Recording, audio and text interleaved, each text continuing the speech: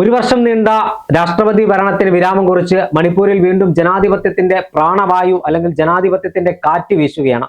മണിപ്പൂരിനെ സംബന്ധിച്ചിടത്തോളം നമുക്കറിയാം, രാജ്യത്തിന്റെ വെളുത്ത പ്രതലത്തിലുണ്ടായ കറുത്ത പൊട്ടാണ് മണിപ്പൂരിലെ സംഭവ വികാസങ്ങൾ. മണിപ്പൂരിലെ ഇരു വിഭാഗങ്ങൾ, കുക്കി വിഭാഗങ്ങളും മെയ്തി വിഭാഗങ്ങളും പരസ്പരം ഏറ്റുമുട്ടി ആളുകൾ മരിച്ചു വീഴുമ്പോഴും മണിപ്പൂരിന്റെ മുഖ്യമന്ത്രിയായിരുന്ന ബിരേൻ സിംഗ് യാതൊരു പ്രതികരണവും നടത്താതെ അദ്ദേഹം വീടിനുള്ളിൽ ഒതുങ്ങിക്കൂടുന്ന കാഴ്ച. ആദ്യഘട്ടത്തിൽ അദ്ദേഹത്തെ BJP സംരക്ഷിച്ചു നിർത്തുകയായിരുന്നു. മണിപ്പൂരിലേത് വലിയൊരു കലാപമായിരുന്നു എന്നൊരു കാര്യത്തിൽ ഒരു തർക്കവുമില്ല. എന്നാൽ കലാപമാണെന്ന് അംഗീകരിക്കാൻ ഇപ്പോഴും ബിരേൻ സിംഗോ BJPയോ തയ്യാറായിട്ടില്ല. അവിടെ മണിപ്പൂരിൽ കൈത്താങ്ങായി എത്തേണ്ടിയിരുന്ന രാജ്യത്തിന്റെ പ്രധാനമന്ത്രി നരേന്ദ്രമോദി അവിടേക്ക് എത്തിയില്ല എന്നതാണ് ഏറ്റവും ഖേദകരമായ ഒരു വസ്തുത. അതുമാത്രമല്ല, മണിപ്പൂര് കത്തിക്കൊണ്ടിരിക്കുമ്പോൾ രാജ്യത്തെ പ്രധാനമന്ത്രിക്ക് ആ കത്തിൽ അത് തീ കെടുത്താനുള്ള താല്പര്യം ഉണ്ടായിരുന്നില്ല എന്നതും ഒരു യാഥാർത്ഥ്യമാണ്. പ്രതിപക്ഷ നേതാവ് രാഹുൽ ഗാന്ധി ഉൾപ്പെടെയുള്ളവർ മണിപ്പൂരിലേക്ക് പോവുകയും അവിടുത്തെ ജനങ്ങൾക്ക് ഇരു വിഭാഗത്തിന്റെ അടുത്തേക്ക് അദ്ദേഹം പോവുകയും അവിടുത്തെ ജനങ്ങൾക്ക് ആശ്വാസത്തിന്റെ കൈത്താങ്ങായി രാഹുൽ ഗാന്ധിയും കോൺഗ്രസും നിൽക്കുന്നത് നമ്മൾ കാണുകയും ചെയ്തു. അതിന്റെ പരിണിത ഫലമാണ് 2024 ലോക്സഭാ തെരഞ്ഞെടുപ്പിൽ മണിപ്പൂരിലെ 2 സീറ്റിലും ഇന്ത്യൻ നാഷണൽ കോൺഗ്രസിന്റെ സ്ഥാനാർത്ഥികൾ വിജയിച്ചു വന്നത്. അവിടെ മണിപ്പൂർ ഒരു കാലത്ത് ജനാധിപത്യത്തിന്റെ ഈറ്റില്ലം എന്നൊക്കെ നമുക്ക് വിശേഷിപ്പിക്കാൻ കഴിയുന്ന വടക്കുകിഴക്കൻ സംസ്ഥാനങ്ങളിൽ ഒന്നാണ്. മണിപ്പൂരിലെ ജനങ്ങൾ സമാധാനം ആഗ്രഹിക്കുന്ന ആളുകളായിരുന്നു. അവിടെയാണ് BJPയുടെ ഒരു സർക്കാർ അധികാരത്തിലേറിയപ്പോൾ മണിപ്പൂരിന്റെ രാഷ്ട്രീയ ഭൂപടത്തിൽ വലിയ മാറ്റം വരുത്തുകയും മണിപ്പൂരിലെ ജനങ്ങൾ തമ്മിലടിക്കുന്ന ഒരു സാഹചര്യം, തമ്മിലടിച്ച് പിടഞ്ഞു വീണ് മരിക്കുന്ന അതിദയനീയമായ കാഴ്ച നമുക്ക് മണിപ്പൂരിൽ കാണാൻ കഴിഞ്ഞു. മാത്രമല്ല, ഒരു സംസ്ഥാനത്തിന്റെ വികസനം ആകെ തടസ്സപ്പെടുത്തുന്ന തരത്തിൽ മണിപ്പൂരിലെ ജനങ്ങൾ തമ്മിലടിക്കുമ്പോൾ അവിടെ അവർക്ക് സ്വാതന്ത്ര്യമാകേണ്ട സർക്കാരുകൾ, പ്രാദേശിക ഭരണകൂടങ്ങളായാലും ശരി, സംസ്ഥാന ഭരണകൂടമായാലും ശരി, അവിടെ കലാപത്തിന് കോപ്പുകൂട്ടുന്ന ആളുകൾക്ക് സംരക്ഷണ കവചം ഒരുക്കുകയായിരുന്നു എന്നാണ് പുറത്തു വരുന്ന വാർത്തകൾ.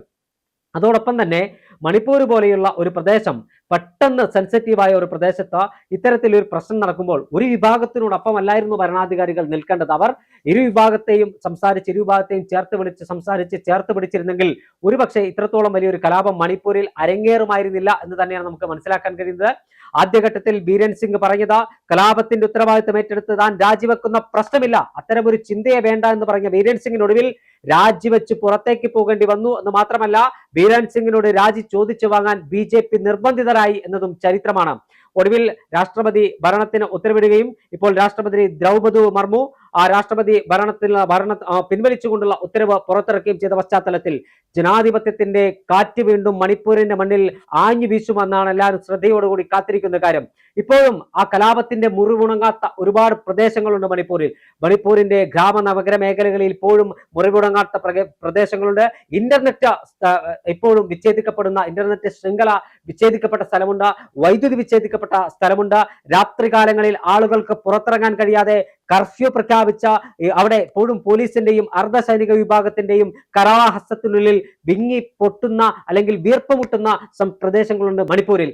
ആ മണിപ്പൂരിലാണ് വീണ്ടും രാഷ്ട്രപതി ഭരണം പിൻവലിച്ച മണിപ്പൂരിൽ ജനാധിപത്യത്തിന്റെ ശ്വസനം ഉണ്ടാകുമോ എന്ന് നമ്മൾ നോക്കിക്കാണുന്ന ഒരു കാര്യം. ബിരേൻ സിംഗിന് പകരം ഒരു പുതിയ മുഖ്യമന്ത്രി അധികാരത്തിൽ വരുമ്പോൾ മണിപ്പൂരിലെ ജനങ്ങൾ വലിയ പ്രതീക്ഷയോടുകൂടിയല്ലേ നോക്കിക്കാണുന്നത്? മണിപ്പൂരിലെ ജനങ്ങൾ വലിയ പ്രതീക്ഷയോടാണ് നോക്കിക്കാണുന്നത്. ആദ്യഘട്ടത്തിൽ മണിപ്പൂരിലെ ജനതയ്ക്ക് ആശ്വാസം അല്ലെങ്കിൽ ജനങ്ങൾക്ക് ആശ്വാസമാണെന്ന് പറയാം. രാഷ്ട്രപതി ഭരണത്തിൽ നിന്നും മാറി ജനാധിപത്യ രീതിയിലുള്ള ഭരണം. പക്ഷെ അപ്പോഴും അവിടെ വീണ്ടും അധികാരത്തിൽ വന്ന പാർട്ടി എന്ന് പറയുന്നത് BJP തന്നെയാണ്.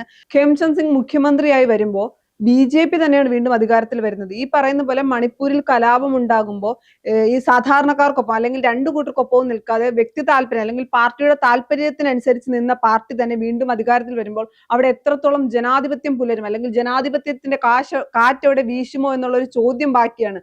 ആദ്യഘട്ടത്തിൽ ഈ പറയുന്ന പോലെ നിലവിൽ മണിപ്പൂരിലെ ജനതയ്ക്ക് ആശ്വാസമാണെങ്കിലും ഇനി വീണ്ടും കലാപം ഉണ്ടാകുമോ? കാര്യം നമുക്കറിയാം, അല്ലെങ്കിൽ ഇനിയൊരു പ്രശ്നം ഉണ്ടായാൽ BJP സർക്കാർ അതിനെ എങ്ങനെയായിരിക്കും നേരിടുക? മണിപ്പൂർ കലാപം ഉണ്ടായപ്പോൾ BJP സർക്കാർ, സംസ്ഥാന സർക്കാർ ആകട്ടെ അല്ലെങ്കിൽ ഈ പറയുന്ന പോലെ നരേന്ദ്രമോദി ഉൾപ്പെടെ ഉള്ളവർ എടുത്ത സ്റ്റാൻഡ് നമ്മൾ കണ്ടതാണ്.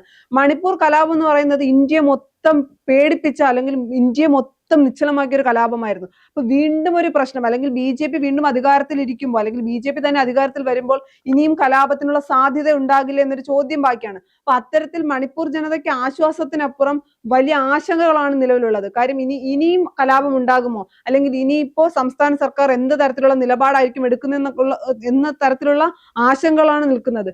ജനാധിപത്യം പുലരുമോ എന്നുള്ളൊരു ചോദ്യമാണ്, ജനാധിപത്യം പുലരുമോ എന്നുള്ള സംശയമാണ് മണിപ്പൂർ ജനതയ്ക്ക് ഇപ്പോഴും നിലനിൽക്കുന്നത്.